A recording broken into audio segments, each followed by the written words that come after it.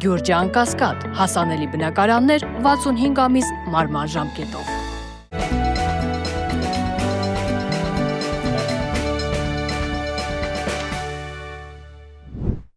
Բարև ձեզ։ Փաստինֆո եթերում շարունակում ենք հետևել միջազգային իրադրությանը։ Կայացավ Հայաստանի վարչապետ Նիկոլ Փաշինյանի աշխատանքային այցը Ռուսաստան, որտեղ նա հանդիպեց Վլադիմիր Պուտինի հետ։ Բավականին հետաքրքիր հանդիպում էր եւ որոշ չափով նաեւ յուրահատուկ, քանզի առաջին անգամ էր, որ կողմերը ըստ էության որոշել էին բաց շփվել եւ դա անել տեսախցիկների առջեւ։ Առաջին անգամ էր, որ ըստ էության կողմերը ասում էին այն, ինչ մտածում էին եւ չէին քաշվում ըստ էության ոչ միայն մամուլից, այլ նաեւ այս ամենը հանրայնացնելուց։ Երեք կարևոր ուղղություն ֆիքսեմ այս այցի հետ կապված։ Առաջինը, Հայաստանը ըստ էության դուրս է գալիս հապկից։ Հայաստանի վարչապետի հայտարարությունը, թե հապկ վերադառնալու հարցը առհասարակ փակված է, նշանակում է, որ Հայաստանը պետք է դուրս գա հապկից եւ դա պետք է լինի եւ կլինի ըստ էության տրամաբանական։ Բայց հապկից դուրս գալով Հայաստանը ստիպված է լինելու դուրս գալ նաեւ Եվրասիական տնտեսական միությունից, քանզի մի քանի անգամ ենք նշել, որ հապկը եւ ԵԱՏՄ-ն նույն անվտանգային հարթակի վրա են գտնվում։ Բացի այդ, հապկից դուրս գալու համար նախ պետք է այդ մասին պաշտոնապես տեղեկացնել եւ ակնհայտ է, որ մինչեւ ընտրություններ այս ամենը չի լինելու։ Հետևաբար, ինչու էր պետք այս ամենը բացեիբաց հայտարարել, ակնհայտորեն լավ իմանալով, որ ընտրությունների ժամանակ սա իր դեմ է օգտագործվելու։ Խոսքը Հայաստանի վարչապետի մասին է։ Բացի այդ, առնվազն 6 ամիս առաջ պետք է այդ մասին տեղեկացնել հապկին։ Հետևաբար, եթե հիմա էլ տեղեկացվի, մինչև նոյեմբեր առնվազն այս հարցը չի լինելու, այսինքն Հայաստանը տրամաբանորեն դուրս կգա հապկից դեկտեմբերից հետո կամ մյուս տարի։ Դա կախված է լինելու նաև ընտրություններից։ Մյուս թեման, ինչպես արդեն նշեցի, ԵԱՏՄ-ն է։ ԵԱՏՄ Եվրոպական միություն։ Հստակ եւ դա Ռուսաստանի նախագահի մակարդակով շեշտվեց, որ անհամատեղելի են այս երկու կառույցները։ Իհարկե խոսվեց տնտեսական ծրագրերի մասին, խոսվեց գազի գնի մասին, որը եւս տապանցիկ ակնարկ էր։ Իհարկե չխոսվեց հացահատիկի հացի մասին, դա եւս պետք է հասկանալ այս տրամաբանության մեջ։ Չխոսվեց էներգակիրների հետ կապված, որը եւս պետք է հասկանալ այս տրամաբանության մեջ։ Հայաստանը, ով Վենսի այցի ժամանակ նշում էր, թե ընտրում է ամերիկյան մոդուլային ատոմակայանները, հիմա էլ նշում է, թե բանակցությունները շարունակում են Ռոսատոմի հետ Հայաստանում ատոմային էներգիայի նոր բլոկ կառուցելու համար։ Անհասկանալի է, վերջը Հայաստանը ում հետ է բանակցում։ Այնպիսի տպավորություն է, որ ուղղակի ոչ ոքի հետ չի բանակցում կոնկրետ եւ գործը տարվելու ուղղակի ատոմակայանի փակմանը։ Չէ՞ որ այդպիսի պահանջ են դրել առնվազն Ադրբեջանը եւ Թուրքիան, այդպիսի պահանջ է դրել նաեւ Եվրոպական միությունը դեռ 2017 թվականին համապարփակ եւ համանդրկուն պայմանագիր ստորագրելու ժամանակ։ Նաեւ կարեւոր էր Ռուսաստանի նախագահի կողմից, որը առաջին անգամ նշվեց, ներքաղաքական իրավիճակի մասին հիշատակումը։ Երբեք Ռուսաստանի նախագահը, այն էլ լրատվամիջոցների ներկայությամբ, այդ հարցը չի բարձրացրել։ Նշանակում է, որ կողմերը մի կողմ են դրել դիվանագիտական նրբությունները եւ ուղղակի մտածում էին այն, ինչ ասում էին։ Կարող է համարվել այս այցը հաջողված, վիճելի է։ Նայած թե մենք ինչ նկատի ունենք հաջողված ասելով։ Ակնհայտ է, որ հարաբերությունների լարվածությունը խորացավ այս այցից հետո։ Ակնհայտ է, որ այլևս հարաբերությունները այն չեն լինելու, ինչ կային գոնե 1 տարի առաջ։ Եվ սա լուրջ մտորելու տեղիք է տալիս։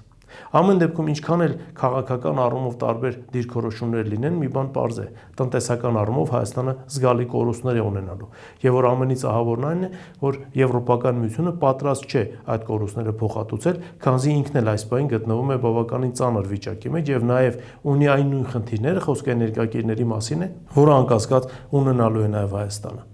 Ինչևէ, սպասենք տեսնենք, թե այս ուղղությամբ իրավիճակը ինչպես է զարգանում։ Մյուս թեման, որին ցանկանում եմ անդրադառնալ, կապ ունի ՆԱՏՕ-ի հետ։ Ֆրանսիա-Միացյալ Նահանգներ հարաբերությունները գնալով վատանում են։ Նախորդին Ֆրանսիայի նախագահ Մակրոնն է նշել, որ ռազմական ճանապարհով հնարավոր չէ ստիպել Իրանին օրինակ չունենալ միջուկային զենք, քանզի, ինչպես Մակրոնն է նշում, Իրանում միշտ կգտնվեն մարդիկ, ովքեր կկարողանան այդ ամենը ստեղծել։ Հետևաբար ճիշտ կլինի այս ամենը իրականացնել բանակցությունների միջոցով եւ կանգնեցնել պատերազմը։ Բացի այդ, նախորդին ՄԱԿ-ում անվտանգության խորհրդում Ֆրանսիան միացավ Ռուսաստանին եւ Չինաստանին եւ վետո կիրառեց Մերձավոր Արևելյան հատվածում, մասնավորապես Ծոցի պետությունների կողմից առաջ քաշված նախագծին, որով առաջարկում է ռազմական ճանապարհով բացել Հորմուզի նեղուցը։ Սա Ֆրանսիայի կողմից բավականին լուրջ քայլ էր եւ առաջին անգամ մենք ականատես ենք լինում, որ ՄԱԿ-ի անվտանգության խորհրդում Ֆրանսիան միանում է Ռուսաստանին եւ Չինաստանին։ ՆԱՏՕ-ին բավականին խորը ճգնաժամ է եւ Թրամփն էլ այս ամենը չի թաքցնում։ Միացյալ Նահանգների պաշտպանության կառույցում էլ բավականին խորը ճգնաժամ է։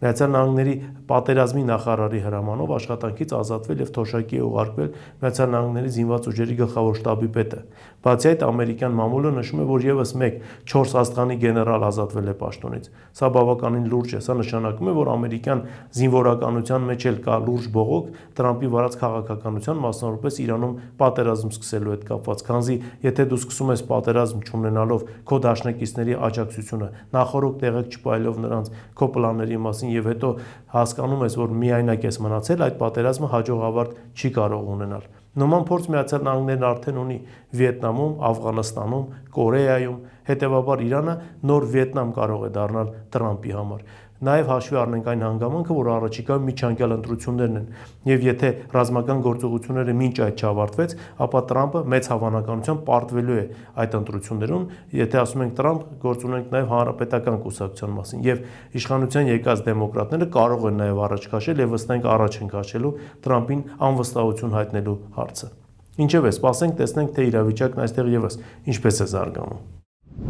Եվ վերջին թեման, որին ցանկանում եմ անդրադառնալ, կրկին Մերձավոր Արևելքի հետ է կապված։ Միացյալ Նահանգների դեմ նոր ճակատներ են բացվում, խոսքը առնվազն 2 ճակատի մասին է։ Հուսիտները նախորդային օպերացիա են իրականացել Բաբ էլ-Մանդեբի նեղուցում, գրավել են մեկ նավ եւ, ինչպես արաբական մամուլներն են նշում, անգամ կարողացել են ամերիկացի, իսրայելցի զինվորականներ գերեվարել։ Համենայն դեպս պաշտոնապես դեռ այդ մասին տեղեկատվություն չկա, բայց եթե այս ամենը հաստատվում է, նշանակում է, որ Բաբ էլ-Մանդեբի նեղուցը կարող է կրկնել Օրմուզի նեղուցի ճակատագիրը, լրջագույն խնդիրներ ստեղծելով եւ Միացյալ Նահանգների համար եւ համաշխարհային տնտեսության համար։ Բացի այդ, տևական ժամանակի հուսիտները ռմբակոծում են նաեւ Իսրայելը, ըստ էության Իսրայելի պաշտպանության նախարարության եւ հակօդային պաշտպանության համար լրացուցիչ խնդիրներ ստեղծելով։ Բայց նախորդին նաեւ մեկ այլ հատվածից են ամերիկացիները հարվածներ ստացել։ Սիրիայում վերջերս ձևավորված դիմադրության շարժման մարտիկները ռմբակոծել են Հորդանանում գտնվող ամերիկյան բազան։ Սա լրացուցիչ խնդիրներ է ստեղծելու ամերիկացիների համար, քանզի հիշում ենք, որ Միացյալ Նահանգները դիմել էր Իրաքի կառավարությանը դեռ 2 շաբաթ առաջ, որպեսզի 5 օր ժամանակ տրվեր Իրաքում գտնվող ամերիկյան բազան Հորդանան էվակուացնելու համար։ Հիմա այդ նույն բազային արդեն Սիրիայից են հարվածում։ Մի բան ակնհայտ է, որ տարածաշրջանում Միացյալ Նահանգները կորցրել է հսկողությունը եւ իր դաշնակիցների եւ իր թշնամիների նկատմամբ, եւ սա, ինչպես ասում են, լավ տեղ չի տանելու։ Իսրայելը եւս բավականին ծանր վիճակում է հայտնվել եւ իսրայելական հակօդային պաշտպանության համակարգը ուղղակի չի դիմանում այն ճնշումներին, որոնք ամեն օր Իրանը կիրառում է նրան նկատմամբ։ Բացի այդ, բավականին լուրջ ավերածություններ են Թել Ավիվում, ինչը վստահ չէր մտնում նաեւ Նատանյահուի պլանների մեջ, եւ նրանք Թրամփի հետ միասին որոշեցին ռազմական գործողություններ սկսել Իրանի դեմ։ Այս թեմաներն էին, որոնց այսօր ես ցանկացա անդրադառնալ, իսկ ես հիշեցնեմ, որ բաժանորդագրվեք մեր YouTube ալիքին, ինչպես նաև շնորհակալ ենք այն նվիրատվությունների համար, որ արվում է ձեր կողմից մեր ալիքի աշխատանքն անխափան ապահովելու համար։ Այսօր այսքանն է, շնորհակալություն, կհանդիպենք հաջորդ անգամ։